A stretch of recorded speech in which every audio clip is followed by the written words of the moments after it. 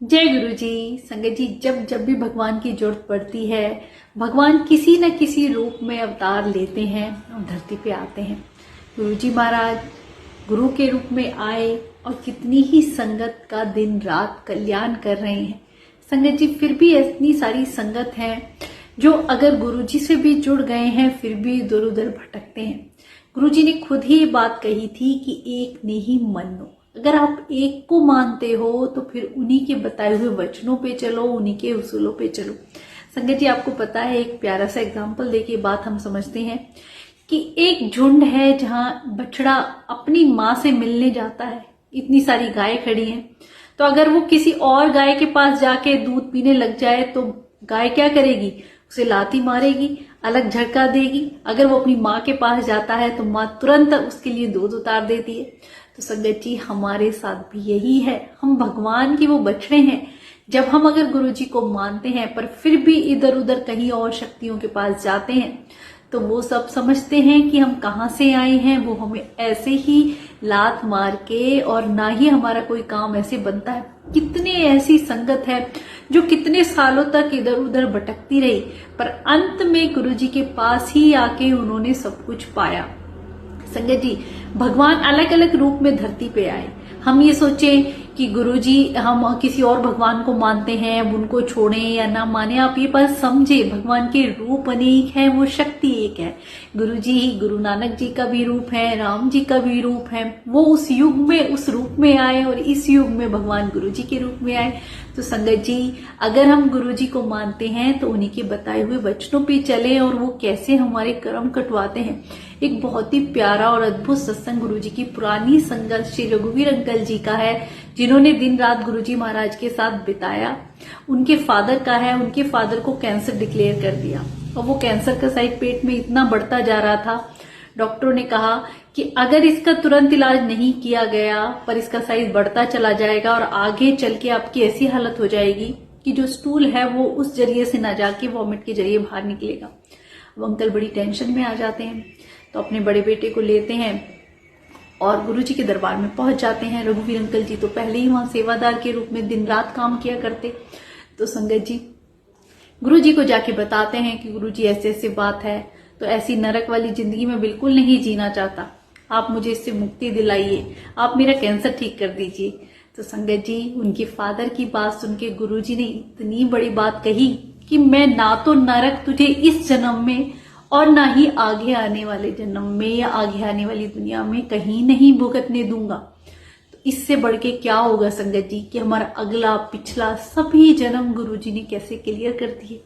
फिर गुरुजी ने वहां जल प्रसाद मंगाया एक मग्गे में और अपनी रुद्राक्ष की माला निकाली, वो अमृत बना के दिया, कहा इसको आप पीना डेली, और घर जाने के लिए कहा। अब रघुवीर अंकल जी लंगर के लिए बोलने जाया करते घर, तो डेली हालचाल अपने फादर से पूछ लिया करते। पूछते हालचाल ठीक है, पेट भी सॉफ्ट है और ना ही उन्हें इतने दिनों तक स्टूल आया ही नहीं, खाया खा भी रहे हैं, सब कुछ कर रहे हैं, पर वो जा कहाँ रहा है वो गुरुजी की माया वही जाने।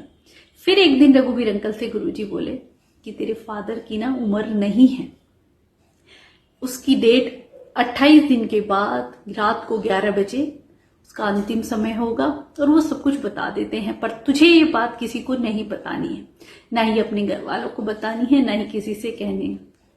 अब रघुवीर अंकल बड़े अचंभित रह गए कि भाई सामने डेट बता दी कि इस दिन मेरे पिताजी शरीर छोड़ देंगे। अब हैं तो वो तकलीफ में ही, अब गुरुजी उनके कैसे कर्म कटवा रहे हैं। संगत जी, 28 दिन के जब रह गए तो 4 दिन पहले 28 दिन से गुरुजी रघुवीर अंकल को बोल देते हैं कि आप अपने घर जाओ, अपने फादर की सेवा करो, जितने भी अंतिम समय उनके लिए बचे। अब अंकल अपने फादर की दिन रात सेवा में लगे हुए, तो जो भी वो कुछ खाते ऐसा कुछ नहीं कि उन्हें पच नहीं रहा, अच्छे से बात भी कर रहे हैं, सब कुछ कर रहे हैं, पर वॉशरूम टॉयलेट के लिए जाते तो उन्हें वो पास नहीं हो रहा था, उन्हें थोड़ी तकलीफ हो रही थी। तो कहते हैं जिस दिन उनका अंतिम समय था, रात को 11 बजने में कुछ टाइम था, तो वो बाथरूम के लिए गए। अब मैं वहां बाहर जाके गेट पे खड़ा हो गया कि आएंगे तो मैं कहीं गेट खुला ना रह जाए, बंद कर दूंगा। तो वो क्या देखते हैं कि उन्हें रात को अंधेरा था कि 2 ऐसी परछाई दिखाई देती हैं, जैसे बिल्कुल स्किन टाइट उन्होंने ब्लैक कलर के कपड़े पहने हो, कुछ नहीं दिख रहा हो, और बस एक आगे खड़ा है एक पीछे खड़ा है। तो रघुवीर अंकल की एकदम चीख निकल गई और मुंह से यही निकला कि यहाँ गुरुजी का पहरा है, यहाँ मत आना। और संगत जी सामने से उन्होंने भी पंजाबी में ही जवाब दिया, इथी वास्ते तो हम पीछे खड़े हैं, अंदर नहीं आ रहे। संगत जी बात फिर वो फटाक से अपने फादर को अंदर बेडरूम में बैठा के आए, दरवाजा बंद किया और बाहर जाके देखा दूर दूर तक कोई नहीं था। अंकल बड़ी बेचैनी, 11 बज गए 12 बज गए कि भाई वो जो अंतिम घड़ी गुरुजी ने बताई थी वो तो निकल गई है। तो अंकल सुबह 8 बजे गुरुजी के पास पहुंच जाते हैं कि गुरुजी देखते हैं, वहां संगत बैठी हुई होती है। तो गुरुजी अंकल को देखते ही कहते हैं कि क्या हुआ, कल हमसे मुलाकात करा दी। अंकल तो हैरान रह जाते हैं, गुरुजी तो जानो जानिए सब जानते हैं। कहते हैं हाँ जी गुरुजी बिल्कुल करा दी। कह रहे चलिए सत्संग सारी संगत ने सुना जो वहां बैठी हुई है। अंकल ने अपनी सारी बात संगत को सुनाई, जो भी उनके साथ रात को हुआ, जो भी उनके फादर की जो भी सिचुएशन थी। फिर गुरुजी अंदर गए तो अंकल भी पीछे पीछे अंदर चल दिए और गुरुजी से बोले कि गुरुजी पापा तो बिल्कुल ठीक हैं, अभी तो उनकी तबीयत ठीक है।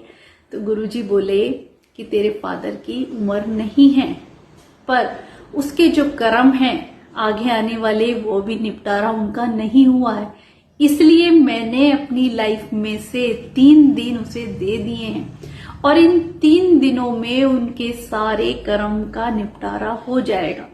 जो मैंने तेरे फादर को वचन दिया है, ना इत्थे नरक भुगतने दूंगा ना आगे नरक भुगतने दूंगा। तो संगत जी आप सोचिए ना, कहाँ ऐसे भगवान हैं जो कर्मों का भुगतान करते हैं। आपने कोई ऐसी शॉप देखी है कोई डॉक्टर की, या कहीं लिखा हुआ देखा है कि यहाँ कर्मों का भुगतान होता है कि ना इत्थे नरक मिलेगा ना आगे नरक मिलेगा।